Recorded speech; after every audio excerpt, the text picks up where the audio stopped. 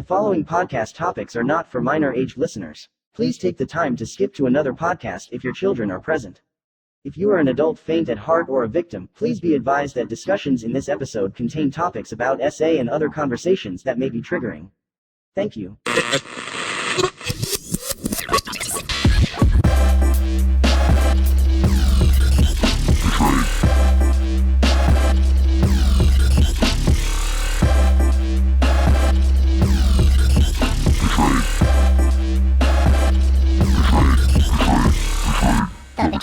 Welcome back to The Betrayed. This is Gina Beck.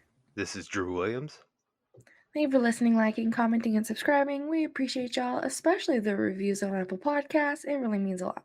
Yeah, like always, thank you again for the continued support, the continued engagement, the hashtag Banana Cats, and once again, thank you to the iHeartRadio listeners. How are you, Drew? I'm good, G. How are you? I'm doing good. Excited to jump into the podcast. It's been a minute. Yeah, it's been a sick minute. And stuff. I think everybody's been sick.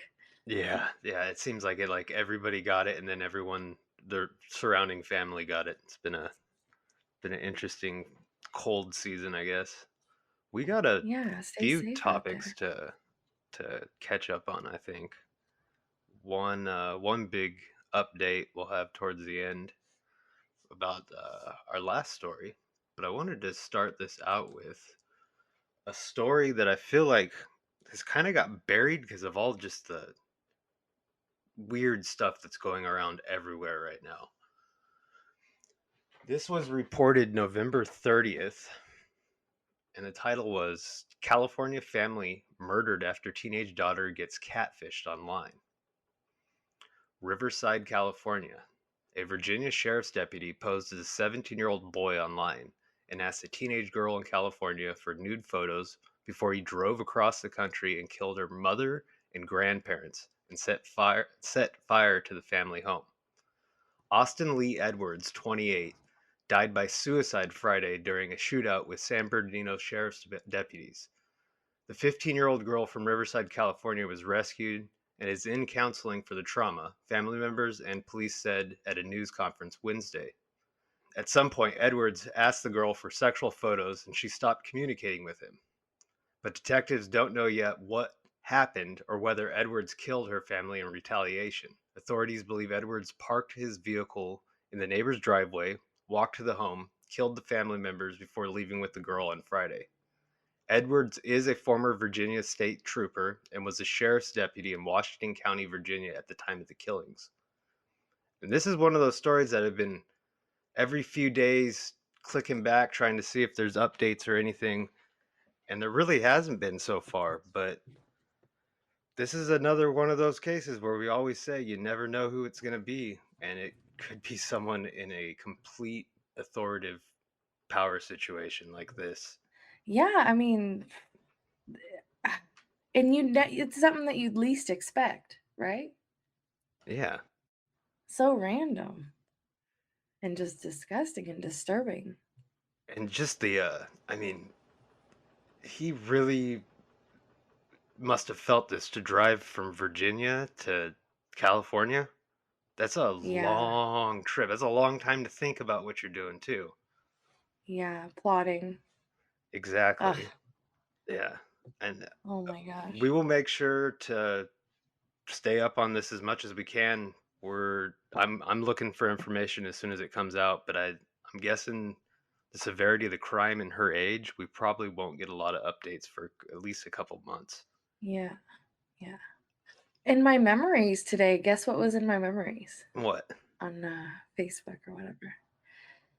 Us catching the ICAC member, Derek. Yeah, that was 3 years ago today. Crazy. Whoa, that's kind of strange that lined up like that. Interesting. Yeah. Yeah. I don't know if that bust is up anywhere. Well, maybe we'll have to try. It's on Facebook and YouTube, I do believe. Yeah. It's still up? We can put the link in the description. Yeah, I'll make sure that we do that. I wanted to follow up with one more story before our update. It's another one that I feel like kind of got swept under the rug because of, the Balenciaga, Kanye, all that stuff going on. This one was titled, California released 7,000 plus child sex offenders after less than 1 year in jail. An investigation by the Daily Mail uncovered thousands of individuals convicted of severe child sex crimes in the state of California were let out of jail in less than a year. Quote, letting these people out early, we're allowing for a lot more victimization, and that's terrifying, close quote. Former LA sex crimes prosecutor Samuel Dordillion told the Daily Mail. Legislation called Megan's Law established a database to assist families across California in identifying sex offenders living near them. The database also allows users to search for offenders by name. However, according to Daily Mail, Josh Bosnell, who broke the story, the database run by the California Department of Justice does not allow users to see the data in mass. Boswell told Fox News Tuesday evening he had requested the data from California DOJ, but they refused to give it to him, forcing Boswell to develop computer code that allowed him to scrape and collect all the data for his analysis. Boswell reported that over 7,000 sex offenders convicted of lewd and lascivious acts with a child under 14 years of age were let out of prison the same year they were incarcerated. During his investigation, Boswell also found that 365 individuals convicted of continuous sexual abuse of a child, 39 individuals involved in a case of sodomy with a child under 16, and 3 cases of kidnapping of a child under 14 with the intent to commit lewd and lascivious acts, and they all spent less than a year in jail. One offender highlighted by Boswell was Carlos Alexander Nawe, 48, who Boswell reported was convicted of continuous sexual abuse of a child in 2015. Nawe pled no contest to the crime and received only 2 days in jail plus 5 years of probation. Boswell was also able to determine that the individual Nawe currently lives 1 block away from a daycare and 3 blocks from an elementary school. Quote, in my days in the LA DA's office, we made every effort to get as long of a prison sentence as we could, because we knew that the minute they were going to get out, they were more likely to reoffend and another child's going to get harmed. The former prosecutor, who now represents victims of sex abuse, pointed a finger at California Democratic Governor Gavin Newsom, as I call him Newscum, for policies that promote the seemingly uneven justice. Quote, with Newsom, they've passed a lot of legislation where they're allowing for resentencing. They're allowing for people to come back, and there's a push to have less time spent in prison, close quote. He goes on to say, that has been the push for the last 5 years, letting people out of prison much earlier than what their sentences were for. But these type of individuals, they're not amenable to rehabilitation, and studies have shown that. And it's a very, very scary trend. Like I said, this is another one of those stories where I heard the number, it being in California, I would have thought would have been all over everybody's news feeds. And it seemed like it was just a drop in the bucket on social media. I mean, that's like with everything, I feel like now, right? That has to do with this type of stuff. I mean, the Balenciaga stuff, the Epstein, Ghislaine.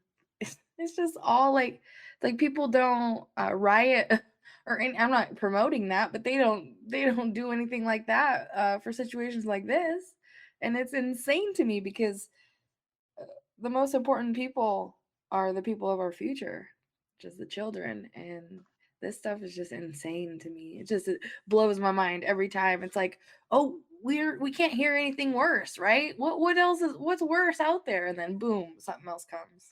Yeah, I don't. And I know a lot of people, our listeners, are probably ones that like to really crap on California, and I get it. There's a lot of problems with the state, and this type of story just, Everywhere. yeah, I well, mean, yeah, that's perfect. literally, there's crap everywhere. It's especially San Francisco.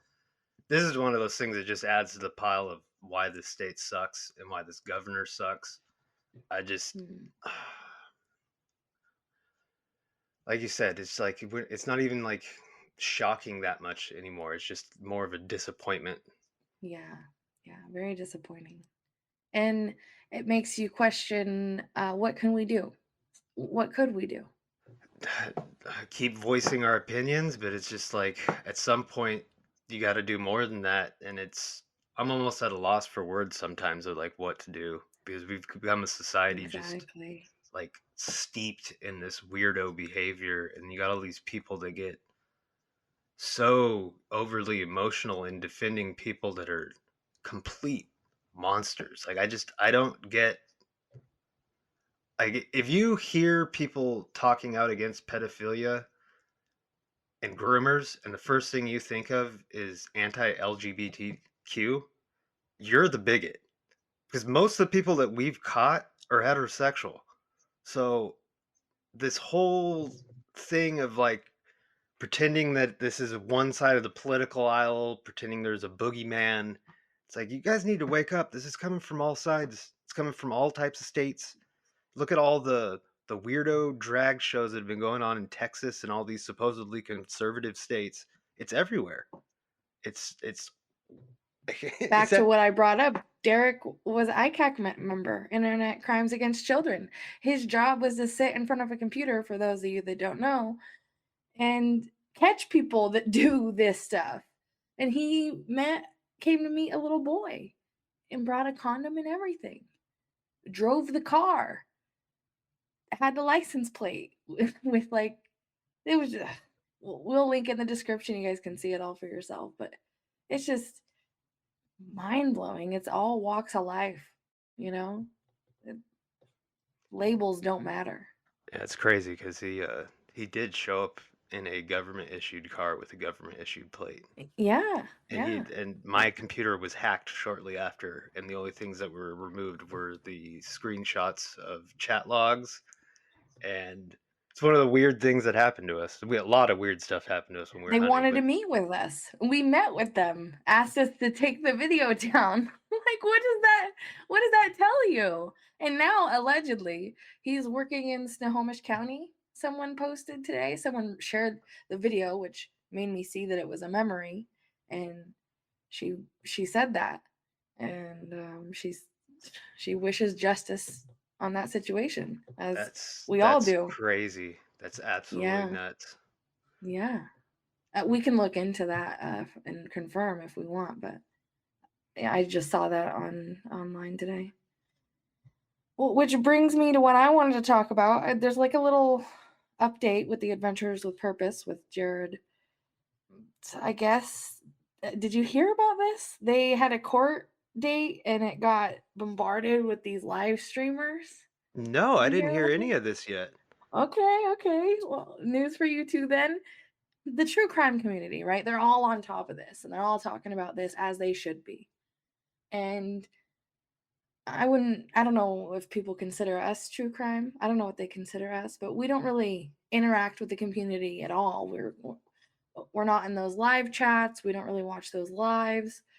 If it's something worth watching due to the title, we'll catch up. And that's about it. Like, people that I like to catch up with is like Ichtmil.